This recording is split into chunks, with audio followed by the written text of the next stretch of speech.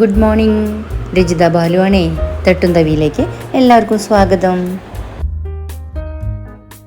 ഇന്ന് നമ്മൾ ഒരു ഇലക്കറിയെ പരിചയപ്പെടുകയാണ്.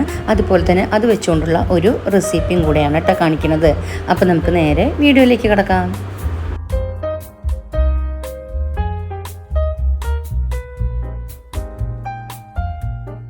ഈ കാണുന്നതാണ് കേട്ടോ യഥാർത്ഥത്തിലുള്ള കൊഴുപ്പച്ചീര. ചിലർ സാമ്പാർ ചീരേനെ കൊഴുപ്പാന്ന് പറയാറുണ്ട്, പക്ഷെ അല്ല കേട്ടോ, ഇതാണ് യഥാർത്ഥത്തിലുള്ള നമ്മുടെ കൊഴുപ്പച്ചീര. അതായത് ഇതിനെ നമ്മുടെ ബ്രഹ്മിച്ചെടിയുടെ പോലെ, അല്ലെങ്കിൽ നമ്മുടെ 10 മണി പൂടണ നമ്മുടെ തോട്ടത്തിലൊക്കെയുള്ള ചെടി ഉണ്ടല്ലോ, ആ ചെടിയോടൊക്കെ സാദൃശ്യമുണ്ട് കേട്ടോ. മഞ്ഞ പൂവാണ് ഇതിന് ഉള്ളത്. ഇത് ഭൂമിയിൽ പടർന്ന് ഇങ്ങനെ വളരും. ഈർപ്പമുള്ള സ്ഥലങ്ങളിൽ വളരെ അധികം കാണാം കേട്ടോ. അപ്പോൾ ഇന്നത്തെ നമ്മുടെ താരം ഈ കൊഴുപ്പച്ചീരയാണ് കേട്ടോ. ഇതിന് ഉപ്പുചീര എന്നും പറയും. അതുപോലെ പ്രാദേശികമായിട്ട് ഇനിയും ഒരുപാട് പേരുകളുണ്ട് കേട്ടോ. നമുക്ക് ഈ ചീര ഇലക്കറിയായിട്ടും അല്ലാതെയും ഭക്ഷ്യയോഗ്യമാണ് കേട്ടോ. അതായത് നമ്മൾ സാലഡൊക്കെ ഉണ്ടാക്കിയിട്ട് കഴിക്കാം. അതുപോലെ തന്നെ ഇത് ഒരു ഔഷധ സസ്യം കൂടിയാണ് കേട്ടോ. ഇംഗ്ലീഷിൽ ഈ ചെടീനെ പേഴ്സ്ലി എന്നും പേരുകളിൽ അറിയപ്പെടുന്നുണ്ട് കേട്ടോ. കൊഴുപ്പച്ചീര, ഉപ്പുചീര, മീനാങ്കണ്ണി, കോഴിച്ചീര, മണ്ണുചീര, ഇതൊക്കെയാണ് കേട്ടോ ഇതിൻ്റെ പ്രാദേശികമായിട്ടുള്ള പേരുകൾ. കോഴിച്ചീര എന്ന് ഒരു പക്ഷേ കോഴികൾക്ക് ഇത് നല്ല തീറ്റയാണ് കേട്ടോ. നന്നായിട്ട് മുട്ടയിടാനൊക്കെ ആയിട്ട് ഇത് കോഴികൾക്ക് ഇട്ട് കൊടുക്കുന്നത് നല്ലതാണ്. അതുകൊണ്ടായിരിക്കാം കോഴിച്ചീര എന്ന് പറയുന്നത് കേട്ടോ. നമ്മുടെ പൊന്നാങ്കണ്ണി ചീര വളരെ ഫേമസ് ആയിട്ടുണ്ട്. എന്ന പോലെ തന്നെ പൊന്നാങ്കണ്ണി ചീരയ്ക്ക് കൂട്ട് ഇതിനും ഏറെക്കുറെ ഔഷധമൂല്യങ്ങളും ആരോഗ്യ ഗുണങ്ങളും ഉണ്ട് കേട്ടോ. നമ്മൾ അറിയാതെ പോകുന്നു, അല്ലെങ്കിൽ നമ്മൾ സുലഭമായിട്ട് കാണുന്നത് കൊണ്ട് പരിഗണിക്കാത്തതാണോ എന്നൊന്നും അറിയില്ല കേട്ടോ. അപ്പോൾ ഇതിൻ്റെ ഗുണഗണങ്ങൾ ഇതൊക്കെയാണ് കേട്ടോ.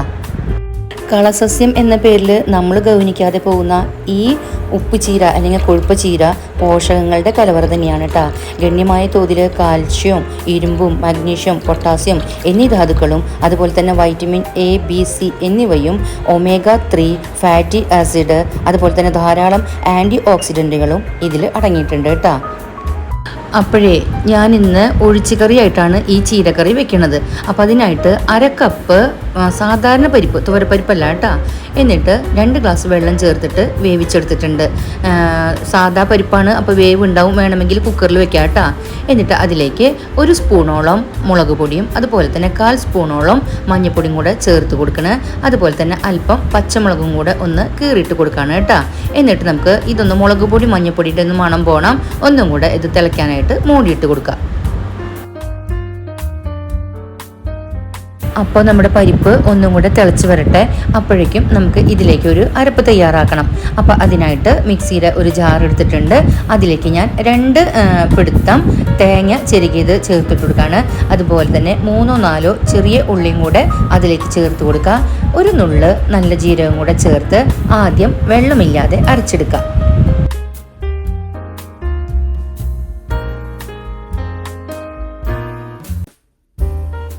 അപ്പോൾ ഇതാ നമ്മൾ വെള്ളമില്ലാണ്ട് ഇങ്ങനെ അരച്ചു കൊണ്ടുവന്നിട്ടുണ്ട്. ഇനി നമുക്ക് ഇതിലേക്ക് ഒരു 1/4 കപ്പോളം വെള്ളം കൂടെ ചേർത്തിട്ട് നല്ല വെണ്ണ പോലെ ഇത് അരച്ചെടുക്കാം കേട്ടോ. അപ്പോൾ നമ്മൾ തേങ്ങ നല്ല വെണ്ണ പോലെ അരച്ച് അവിടെ മാറ്റി വെച്ചിട്ടുണ്ട്. അപ്പോഴേക്കും നമ്മുടെ പരിപ്പ് നല്ല സെറ്റായി വന്നിട്ടുണ്ട് കേട്ടോ. മുളകിൻ്റെയും മഞ്ഞളിൻ്റെയും ഒക്കെ കുത്തു പോയിട്ടുണ്ട്, അതായത് മണം പോയിട്ടുണ്ട്. പിന്നെ ഒന്ന് കുറുകി വന്നിട്ടുണ്ട്. ഈ സമയത്ത് നമുക്ക് കഴുകി വൃത്തിയാക്കി വെച്ചിട്ടുള്ള ചീര ഇതിലേക്ക് ചേർത്ത് കൊടുക്കുക കേട്ടോ. അതുപോലെ ആവശ്യത്തിനുള്ള ഉപ്പും കൂടെ ഇട്ട് കൊടുക്കുക. എന്നിട്ട് മിക്സ് ചെയ്യുക. ചീര ഞാനേ ചെറിയ തണ്ടടക്കാണ് കേട്ടോ ഈ ഇല എടുത്തിട്ടുള്ളത്. നന്നായിട്ട് വാഷ് ചെയ്യണം കേട്ടോ. കാരണം മണ്ണിൽ പറ്റി പിടിച്ചിട്ടാണ് ഇവ വളരുക. അതുകൊണ്ട് മണ്ണുണ്ടാവാൻ ചാൻസ് ഉണ്ട്. അതുപോലെ തന്നെ എന്താ പറയുക, മൂടിയൊക്കെ ചുറ്റിപ്പണഞ്ഞ് കിടക്കാനും ചാൻസ് ഉണ്ട് കേട്ടോ. അപ്പം ഞാൻ നന്നായിട്ട് ചെറിയ കഷ്ണങ്ങളാക്കി ഒരുപാട് നേരം കഴുകി പിന്നെ കുറച്ച് നേരം വെള്ളത്തിലിട്ട് വെച്ചിട്ടുണ്ടായിരുന്നു കേട്ടോ. അതിനുശേഷം അതിലേക്ക് ചെറിയൊരു മാങ്ങ പീസാക്കിയതും കൂടെ ഇട്ട് കൊടുത്തിരിക്കുകയാണ് കേട്ടോ. വലിയ പീസാക്കിയതേ ഇത് പെട്ടെന്ന് അലിയണ മാങ്ങയാണ്, അതുകൊണ്ടാണ് അങ്ങനെ വലിയ പീസാക്കിയത് കേട്ടോ. വെന്ത് വരുമ്പോഴേക്കും അത് ഉടഞ്ഞിട്ടുണ്ടാവും. ഇനി നമുക്ക് പാത്രം ഒന്ന് മൂടിയിട്ട് കൊടുക്കുക. അത് വേവാനുള്ള സമയം അനുവദിച്ചു കൊടുക്കുക. അപ്പോൾ ഇതാ നമ്മളുടെ ചീരയും മാങ്ങയും ഒക്കെ വെന്ത് വന്നിട്ടുണ്ട്. ചാറ് ഒന്ന് കുറുകിയിട്ടുണ്ട്, അതായത് നമ്മുടെ പരിപ്പ് ഗ്രേവി ഒന്ന് കുറുകിയിട്ടുണ്ട്. ഈ സമയത്ത് നമുക്ക് ഇതിലേക്ക് അരപ്പ് ചേർക്കാം കേട്ടോ.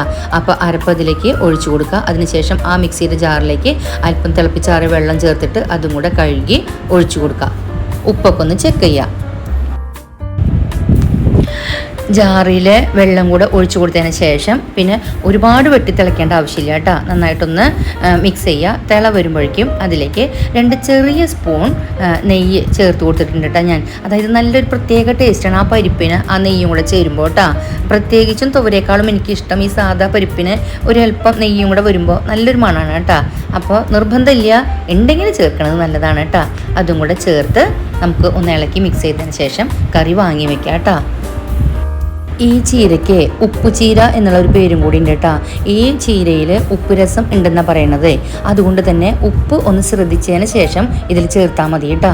അതുപോലെ തന്നെ ചിലവർ, അതായത് ഈ ചെടി നമുക്ക് ഉപ്പിന് പകരമായിട്ട് മറ്റ് ഭക്ഷണ പദാർത്ഥങ്ങളിൽ ചേർക്കാറുണ്ട് പോലും. അപ്പം നമ്മുടെ ചീരക്കറിയുടെ 99% പരിപാടികളും കഴിഞ്ഞു കേട്ടോ. അപ്പം ഞാനത് അടുപ്പത്ത് നിന്ന് വാങ്ങിയിട്ട് അതേ അടുപ്പിലേക്ക് തന്നെ ചെറിയൊരു പാൻ വെക്കുകയാണ്. നമുക്കൊന്ന് താളിക്കണമല്ലോ. അപ്പോൾ പാൻ ചൂടാകുമ്പോൾ അതിലേക്ക് ഏകദേശം 2 സ്പൂണോളം വെളിച്ചെണ്ണ ഒഴിച്ചു കൊടുക്കാം.